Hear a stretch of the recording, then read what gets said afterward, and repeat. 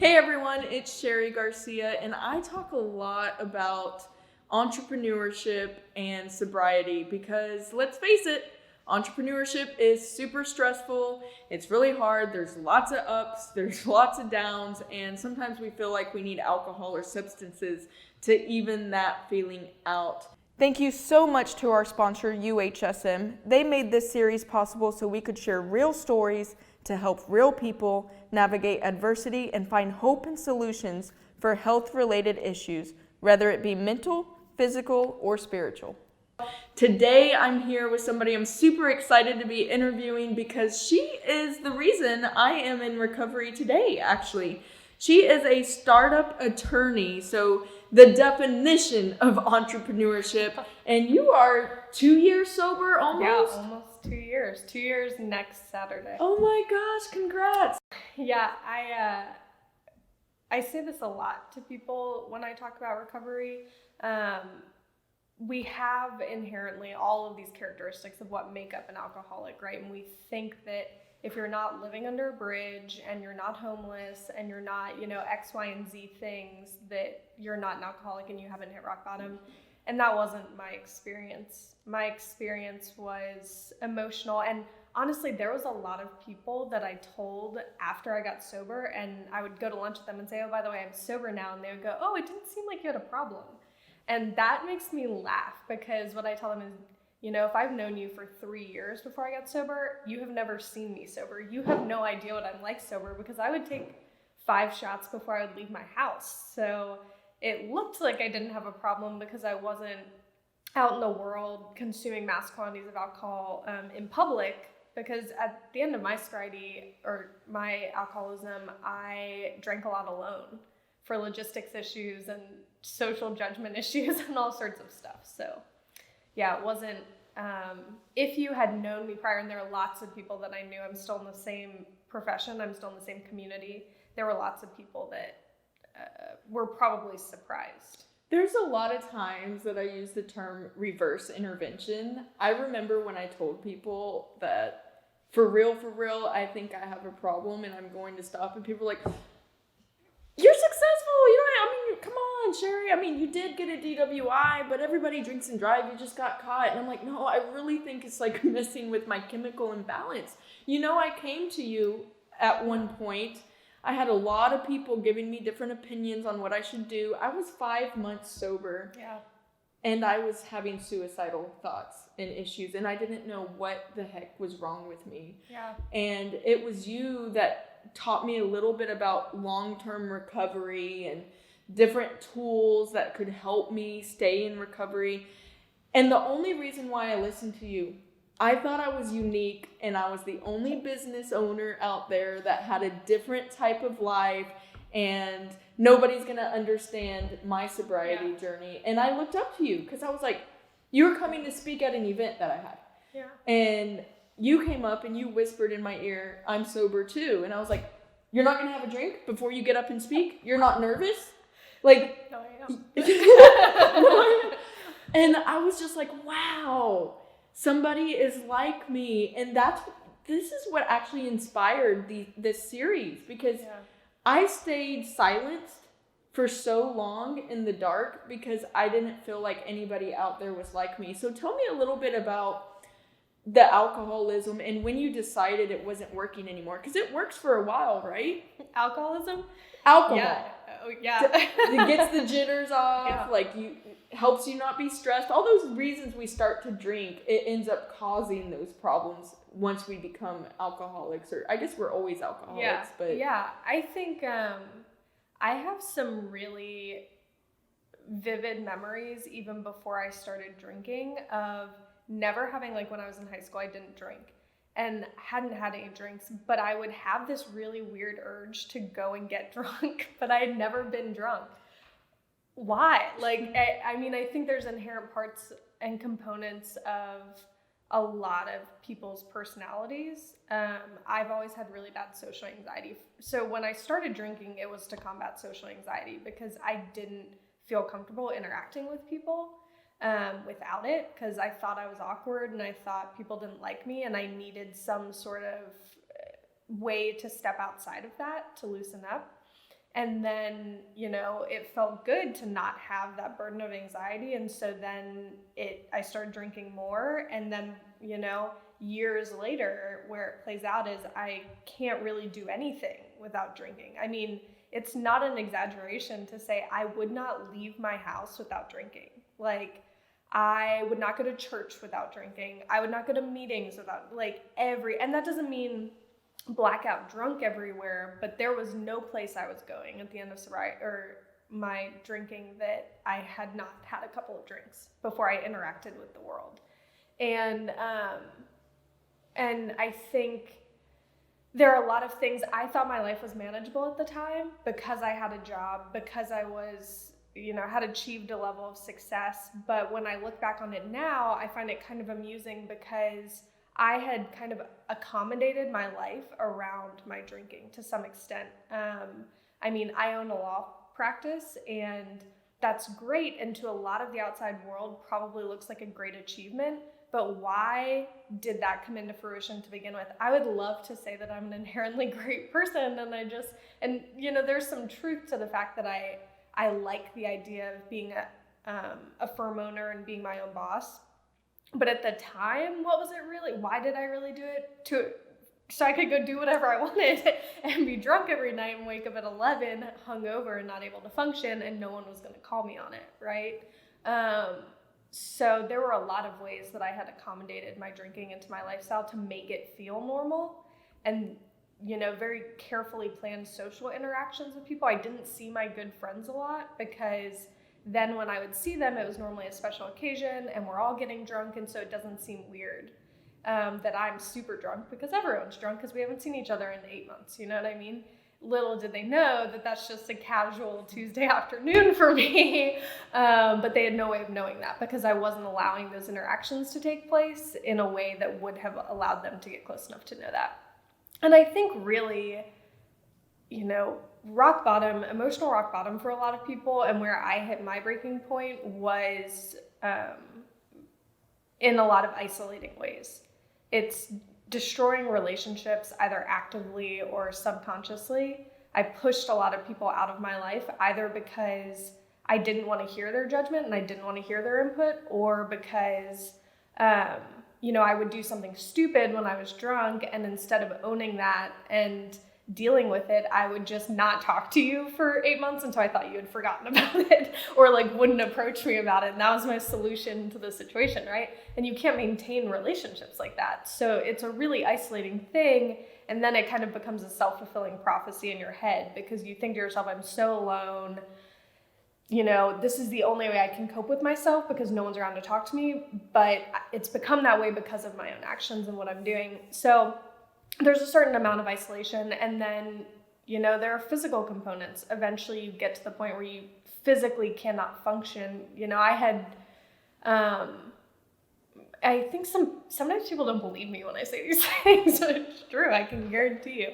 There are people that could probably verify, I could find some in the world. I had developed a speech impediment, basically. I would talk with a lisp because something in my brain had been fundamentally messed up by poison that I was giving myself. I would be so sick when I would wake up in the morning that I physically could not function a lot of times. I could not be in the world. I had to sleep all day because I was shaking so badly and I was so nauseous, and the physical component of it, I had gained a ton of weight because I wasn't taking care of myself. I, had cholesterol problems and blood sugar problems and, mental health problems, really severe mental health problems. And depression is something I've struggled with my entire life, depression and anxiety. But the last night that I drank, or the last binge I went on, I barricaded myself in my bedroom with my dresser. Why? No one was chasing me, man. I was there alone, and I'm this is super necessary. So I barricade myself in my room with a dresser, and I'm on the floor, and I kind of black in and out. I was always a blackout drinker, so there are large portions of my life that I don't remember, but I was on the floor in a ball crying, and literally Googled how to hang myself. And I probably would have done it but I couldn't physically move because every time I tried to stand up, I like got sick and it was a disaster. And there was like 1 second in that moment when I was like, well, this isn't good. I have a problem. It was more explicit than that in my head, but I was like, I have a problem. I should do something about that. And then it very quickly went back to like, woe is me, whatever's going on in my life. Like, how do I kill myself? And I laugh about it now, but in the moment, you know, but for the grace of my higher power, I, you know, went into a recovery program the next day instead of going back to drinking, which is what I had done the million other times that I had had that moment. Because that was not the first moment like that I had had. I had had tons of those moments over the years. But something changed, at least, maybe not fundamentally at first, but it at least had changed enough to give me an opening to experience something else and realize that there was another option. I feel like I'm looking at myself right now. Everything you say is exactly what I had experienced. A lot of people didn't think that I had a problem because that was just Cheri. The weight gain, that's just Cheri. Like everything. You know, one thing that I experienced when I quit drinking, and you mentioned this, was wondering if the life I was living was really what I wanted or if I was crafting it for my drinking. Yeah. There are times, even today, even right now, that I still wake up and some mornings I wonder, do I even like all this stress of being an entrepreneur? Yeah. What did I do? Yeah. You know, do I even like what I do? You know, when I started Cornbread Hustle, which is an agency that helps felons get jobs, I was just trying to focus on everybody else's problems and not fix mine. Yeah. So there are days that I wake up and I'm like, okay, what is my purpose? Do I want to do this?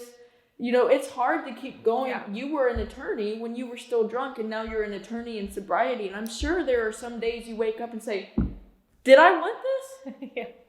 Yeah, 100%. And I think especially in the entrepreneurial community and in the legal profession, we have terrible, terrible cultures, realistically, terrible cultures, especially when it comes to facilitating substance abuse and mental health issues. Both of those communities, while they have, you know, numerous great aspects that I could talk about for hours, do not take care of the people inside of them. And they perpetuate this myth. And it had been perpetuated. I remember my last day of law school, you know, one of my professors is doing this like obligatory, we need to talk about substance abuse and mental health because it's such a problem in the profession. And I vividly remember him saying, you know, you don't have a problem if you're drinking because you want to. You have a problem if you're drinking because you need to. And like at the time, I'm sure we all laughed and I'm sure he thought he was joking, but also like, what freaking terrible advice. Like, that is terrible advice. I'm going to tell you right now, if you're a professional and you're deeming yourself you don't have a problem because you're drinking because you want to, not because you have to, that is not the standard.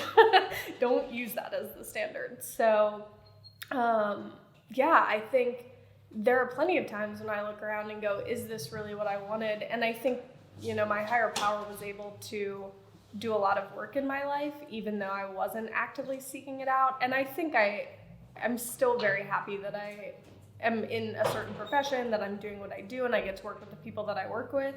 And I think I get to do that now more effectively than ever, which I really enjoy.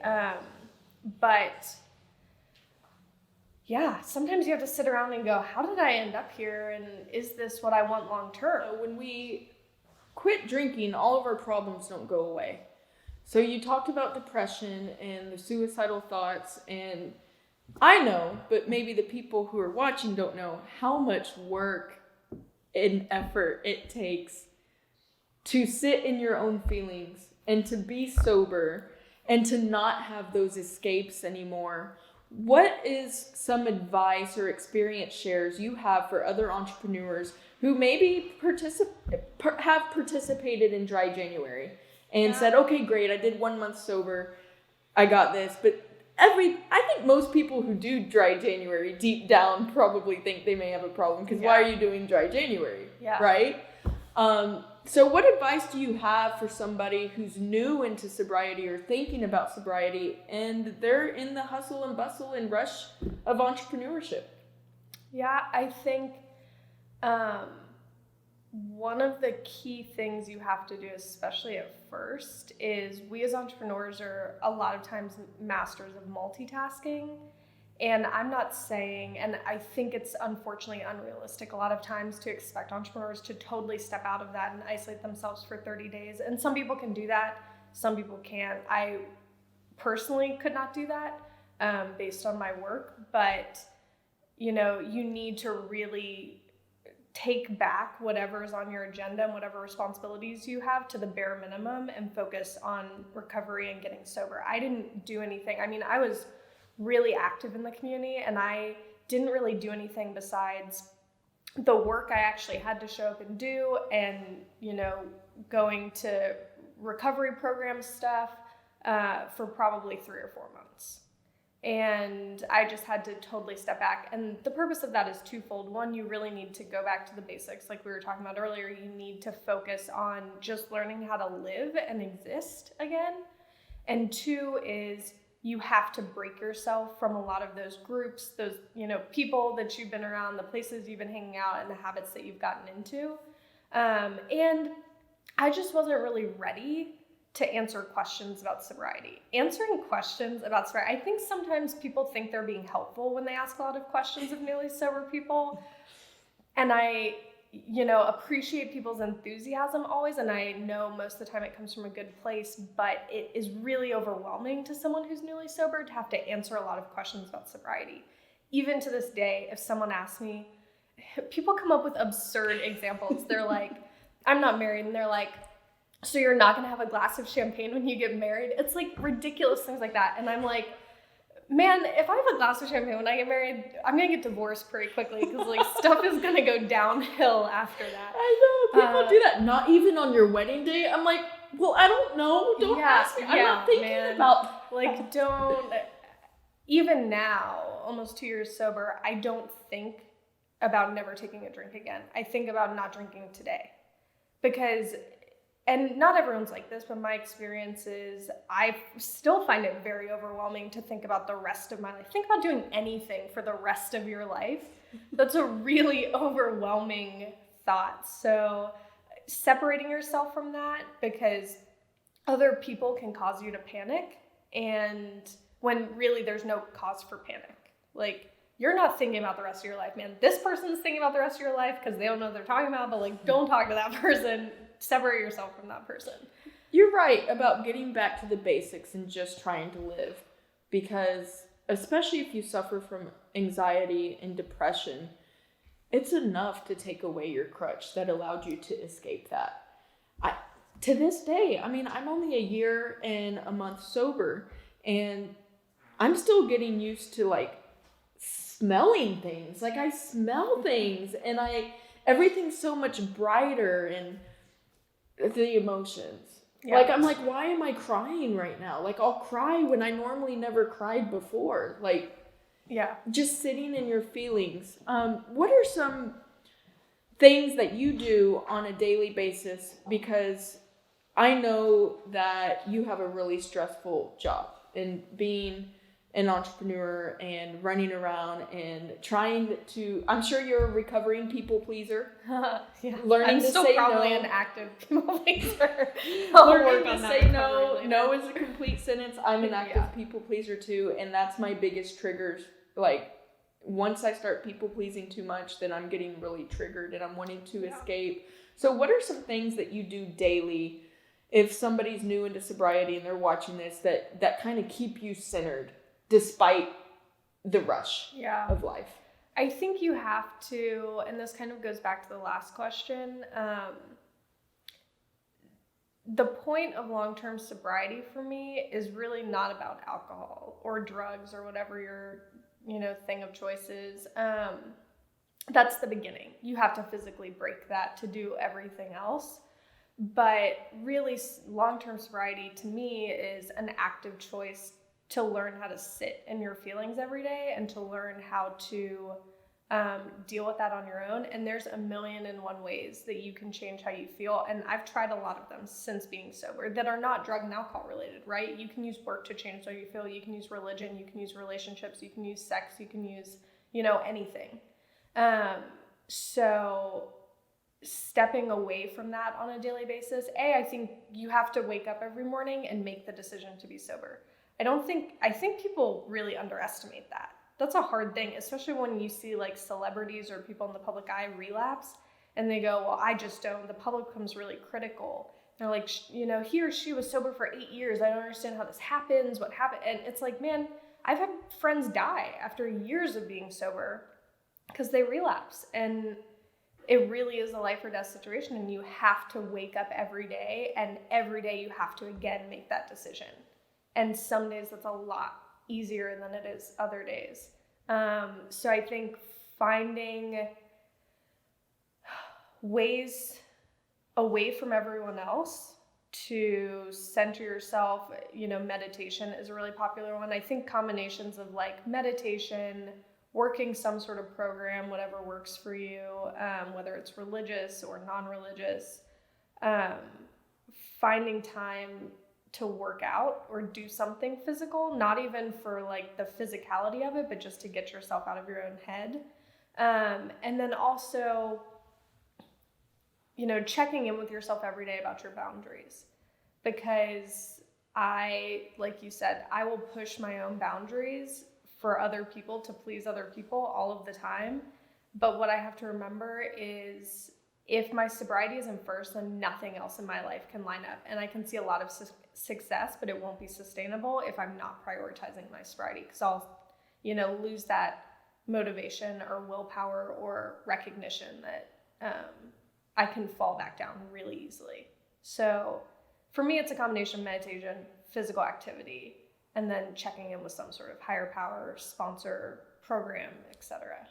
For the other busy entrepreneurs watching this, and I'm curious too myself, I already told you, like, my biggest triggers are when too many people at once are pulling on my sleeve. And that's really bad because I'm allowing external things I can't control to affect me and my stability. What are the days that are hardest for you? And I'm sure you're a lot like me, where you're not really thinking I desire a drink, but you're not spiritually fit and you feel like you're headed towards danger, right? Yeah. To be fair, there have been days throughout my sobriety where I'm like, I do really want to drink. On those days, I just go to sleep. That's the advice I give all newly sober people, long-term sober people. If you wake up and you're not physically capable of not taking a drink, or that's a concern, go back to sleep, because you can't do it if you're sleeping. And sometimes fighting that battle all day long is really emotionally exhausting. So just go to sleep, man. That's really uninspired advice. But just go back to bed. That's a great thing, because I look back when I first got into recovery, and still to this day, bedtime sometimes is right when I get home. Yeah. Because there's a bar across the street. Yeah. And sometimes bedtime is when I walk in the house. That's bedtime. Because it's done. The day's over. Yeah. Time to wake up sober one more day. And that's fine. And I think part of sobriety and, part of my program was learning that if all I do in a day is wake up, realize that I can't handle it, and go back to sleep, and wake up the next day sober, I've still accomplished a lot. I don't have to accomplish a set number of things every day to be successful or productive or happy with myself, or to let myself off the hook. If I just took a small step to make sure that I'm still sober tomorrow, then that's cool, man. I've done a lot. Success looks a lot different for us when we're in sobriety, doesn't it? Yeah, well, yeah, I would hope that it would. I think it's a lot more basic. There are a lot of things that I want in life, but I'll be okay if I don't get them. Whereas I think previously, without that like accompanying achievement, without the satisfaction or the, support of that achievement, I was suicidal. I was on the brink of suicide all the freaking time, right? Like, I didn't feel like I was worth it if I wasn't accomplishing things. Exactly. They say, I've heard a term before that said sad people buy things, and I bought a lot of things. Yeah. When I was an active alcoholic. Yeah. I lived in a high rise, I had the car, I had it all. And I was so sad. Yeah. And now I have the basics. Yeah. Just what I need. And I thank God every day that I'm like, thank you for giving me only what I need. I mean, I could use a couple of more dollars as a cushion, but I'm grateful for what I have, and I don't need those external achievements to feel good about myself. Well, and I think we also have to learn to be patient with ourselves. Like I said, I got physically sober from alcohol, but then I tried a lot of other things to change the way to not sit with how I was feeling, relationships and work and religion and all sorts of stuff. And I hit bottom with those too, where I'd call my sponsor and be like, I don't understand why I still feel like crap and I'm not drinking. And she, I'd be like, I know I need to cut back on my work hours, or I know I need to like tone it down in dating or whatever it is. And thankfully she's very patient, and she said, you can't get rid of all of your vices at once.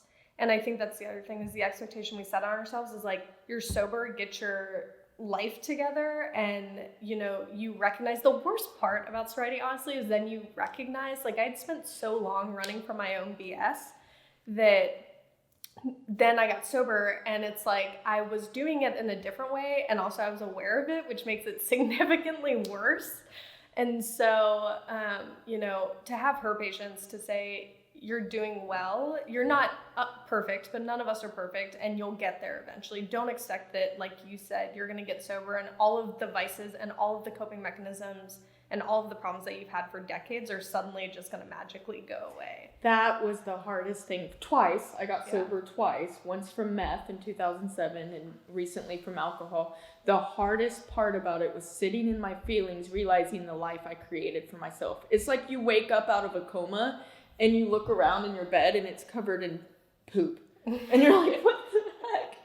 What do I do? Like, why did I make my bed like this? Yeah. And you got to face it sober. And that's the hardest part. But there were so many times, month 5, I had a really hard time, month 10 of sobriety, where I felt like this isn't worth it. Why am I even doing this? I still don't have money. I'm still not successful. Yeah.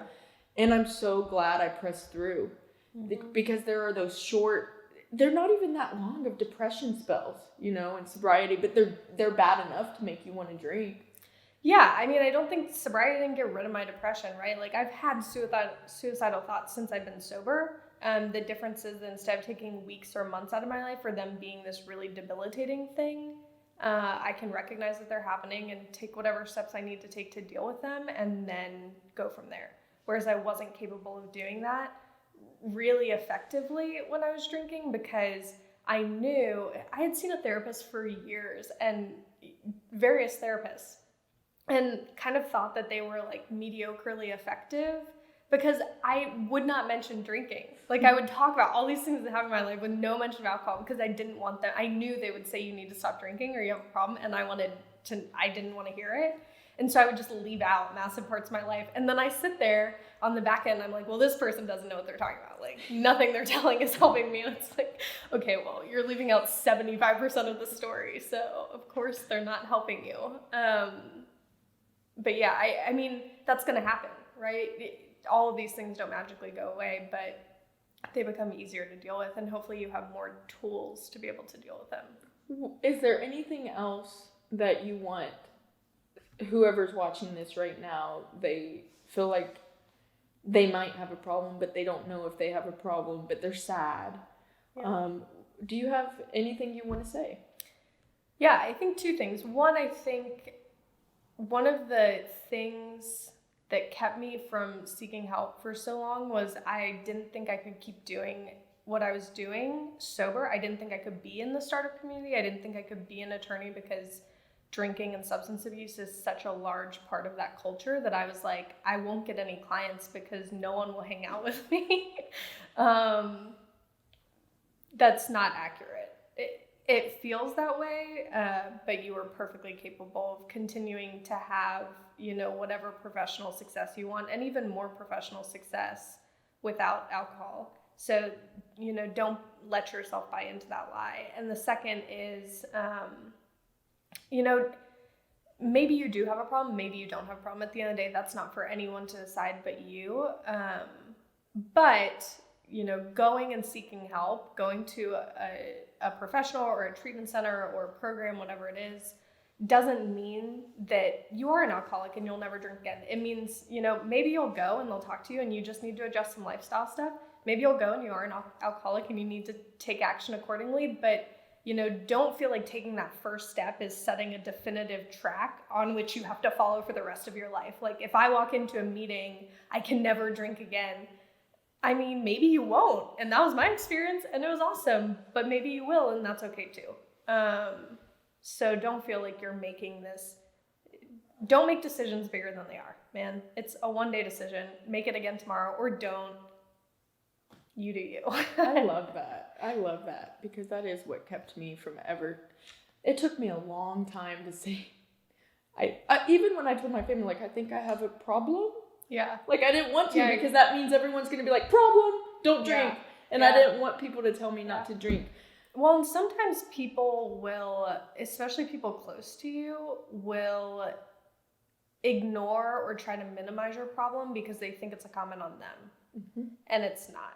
Like, I had some people in my life that were like, you don't have a problem, you're being dramatic, blah, blah, blah. And that is not a comment on my mental state or my alcoholism. That's a comment on how they feel about it. And, some people you'll say that to. And especially if it's people you hang out with a lot, what they're hearing when you say that is you have a problem too, because we do the exact same things. And so they'll get really defensive. And those people, I think, can be especially harmful because they'll convince you to keep going, not because they care at all about you or they're making a comment on you, but because they're talking to themselves. And so you, at the end of the day, you have to be the one to make the decision. And, whether people believe it or don't believe it or agree with it or don't agree with it, just keep doing whatever feels right in the moment. So at the end of every interview, I always try to remember to ask, what is the absolute best thing, your favorite thing about sobriety? My favorite thing about sobriety, I am not exaggerating when I say I was a blackout drinker. Like I do not remember large portions of my life. And that gave me a lot of additional anxiety. So it's nice to remember everything. And when I encounter someone, I don't have to be like, oh no, did I yell at you or do something stupid the last time I saw you? Do you remember that? Like, how do I need to tread into this situation? I'm very socially aware of my relationships with people, my interactions with people. So that's really nice because it takes out a lot of anxiety in my life to not have to worry about that. I can definitely relate to that. Thank you so much for tuning in. This episode was actually so helpful to me because I could relate so much to the things Jessica was saying. So some takeaways personally that I have. One, I always say it, you're not alone. I think Jessica echoes whenever I talk about feeling like we have some kind of unique problem just because we're in the startup space or an entrepreneur. In fact, I think a lot of entrepreneurs struggle with substance use or alcoholism. One of the things Jessica brought up was she remembers things now. If you find yourself in a situation where you're constantly having anxiety because you don't remember things, maybe it's time to take a look inside. And Jessica also brought up something that really made me have to start thinking. Pouring into other things instead of alcohol to avoid sitting in your feelings, whether that be sex, religion, or working out, guilty. That's something that I have done. And it's something to definitely be aware of because at the end of the day, we trade addictions for one addiction for another addiction. And sometimes we have to just sit and be in our feelings. In terms of the depression and anxiety, just because you let go of the drink doesn't mean those things go away. You just learn how to deal with them differently. And I think Jessica provided so much great insight on the things that she does on a daily basis. The whole idea of just waking up and deciding, like making a conscious effort to be sober, that's something that I don't even do. I don't wake up in the morning and say, okay, today I'm going to be sober. And sometimes that bites me in the butt. Because I get through halfway in my day and I'm all frazzled and frustrated and I didn't take any time to reflect and decide what kind of day I'm going to have before I leave the house. So I hope you guys enjoyed this episode. I hope it helped somebody. As I always say, if you feel like you have a problem, reach out to somebody. Don't do this alone. There's many programs out there. And there is no weakness and no shame in saying, hey, I have a problem and I need help. In fact, it shows a lot of strength.